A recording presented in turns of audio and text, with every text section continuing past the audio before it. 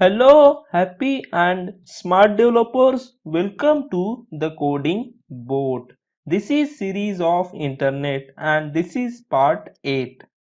So let's begin the session. In last session, we have learned what is data delivery through internet and how data delivery through internet happens. We also have learned what is TCP and how router machine works. In this session, we will learn the same topic in more depth to have crystal clear understanding. So let's begin the session. How do all the computers all across the world communicate with each other? Web browser is client software. Web browser is client software used to access the web pages. For example, Mozilla, Firefox, Chrome. These are web browsers. These web browsers are in our local system. That's why they are client software. Client softwares are used to access the web pages. Now, we type web address in URL bar. Web address is nothing but URL. URL is nothing but Unified Resource Locator. URL stands for Uniform Resource Locator of the website. Example: www.google.com, www.youtube.com. These are examples of URL. When we type URL in URL bar of web browser and hit enter, from that moment our computer starts communicating with server computer of entered URL. This server machine can be thousands of miles away from your location, and in milliseconds our computer asks the server machine for the specific website, and that server starts talk back to your computer in a language called HTTP. What is HTTP? HTTP stands for Hypertext Transfer Protocol. Our machine asking server machine for a specific website is called GET request. The code which server send in response is HTML. HTML. What is HTML? HTML stands for Hypertext Markup Language. Once HTML code is received in our machine, then it's browser's responsibility to interpret HTML code, represent that page. Once HTML code is received in our system, then it's our browser's duty to make it visible or represent this HTML code in human understandable format. HTML language is used to display content in proper format. HTML language is used to display content in proper format and structure in web page so that human can understand the information. Human can understand the information. The text of web page is included directly in the HTML. The text is nothing but content of web page is directly in the HTML. But other parts like images, video or separate files with their own URL need to be requested. The browser sends separate HTTP requests for each of these and display them as they arrive. If the web page has a lot of different images, if a web page has a lot of different images, each of them causes a separate HTTP request and the page loads slower. What is HTTP post request? Now, sometimes when you browse the web, you are not just requesting web pages with HTTP GET request. Sometimes your machine sends information to server machine.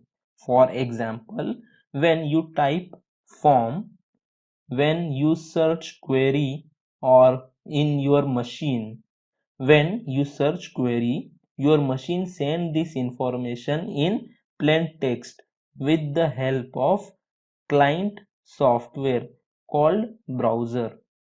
Let me explain. We have seen what is HTTP, Hypertext Transfer Protocol. When browser send request to particular website, let's say www.youtube.com, then this is get request. Which kind of request? Get request.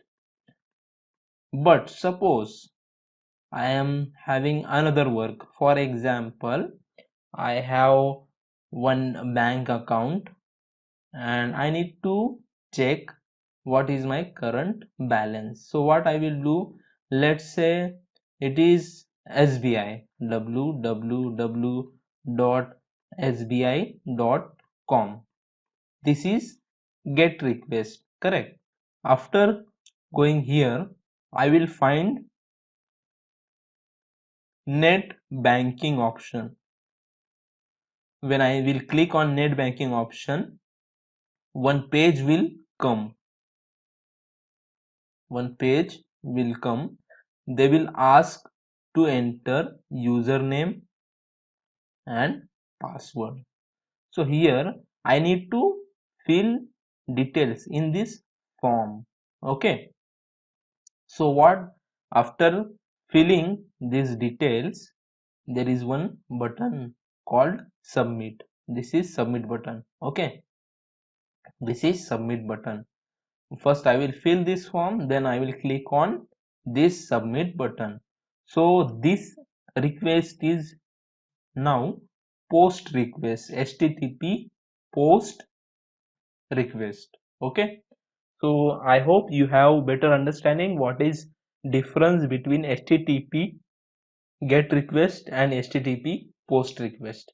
Now this sending information to server machine from client machine using browser is called HTTP post request.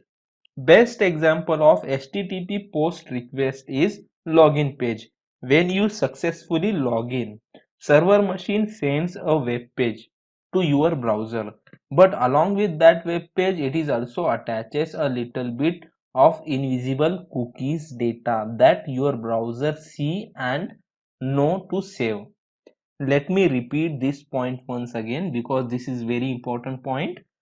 Best example of HTTP post request is login page. Just now I have explained internet banking example for HTTP post request. When you successfully log in, server machine sends a web page to your browser. If while login in my online banking account, if the data, or we can say credentials, login ID and password is correct, then I will get access to my account. That also will be one web page only. But while sending that web page to my browser, along with that web page, server will also attaches a little bit of invisible cookies data that my browser see and know to save. Let's understand what is cookie. Cookies are really important to remember. When you are in that website will remember who you are. What is cookies here? Cookies are really important to remember who you are, for whom cookies will be saved in my browser.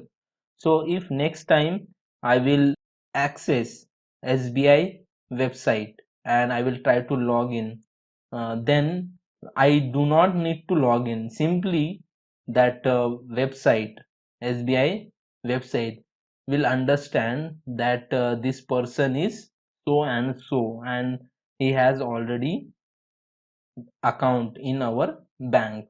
With how that server will understand with the help of cookies. Okay, you will have more clarity. Just pay attention. In a layman language, that cookies is an ID card for that website. In layman language, that cookies is an ID card for that website. Based on ID card, that website will recognize user. That ID card identifies you, that website. If I use my browser to log in SBI bank account, then with the help of cookies, SBI website will identify me. Okay, me in the sense user. So your browsers holds on that number. Your browser holds on that number, and the next time you visit same website again, you go to that particular website automatically. Understood? Every time I will not have to log in. If cookies are there and session is not expire, then every time I do not need to log in, because with the help of cookies, that server or that website will identify me. What is cookie? I have compared cookies with ID card for understanding purpose. Okay, now let's move on. Your browser automatically attaches that ID number. Your browser automatically attaches that ID number with the HTTP GET request that you send to that particular website. Now that website sees the ID card coming from your browser and identifies you and provide particular web page without login again. That's it. Let's move on. Security. The internet is completely open. We have already learned that so many number of times. I have repeated, internet is a global network of networks, and it is made of larger independently operated networks. Means there is no central control. So internet is completely open. Any device can communicate with any other device on the internet. And how network will form, that no one will decide. Okay, any computer can connect with any computer and share information. Shared information is in plain text. This makes it possible for hackers to snoop on any personal information that you send over the internet. Internet is completely open and information exchange happens in plain text. This makes it possible for hackers to snoop on any personal information that you send over the internet. So this is big problem, correct? How to overcome this problem, that we will understand in next session.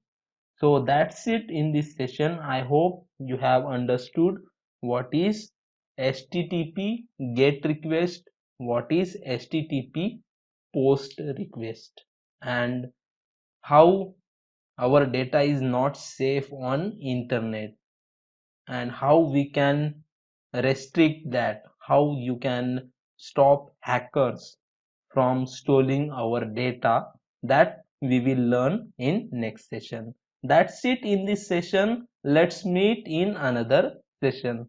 Thank you.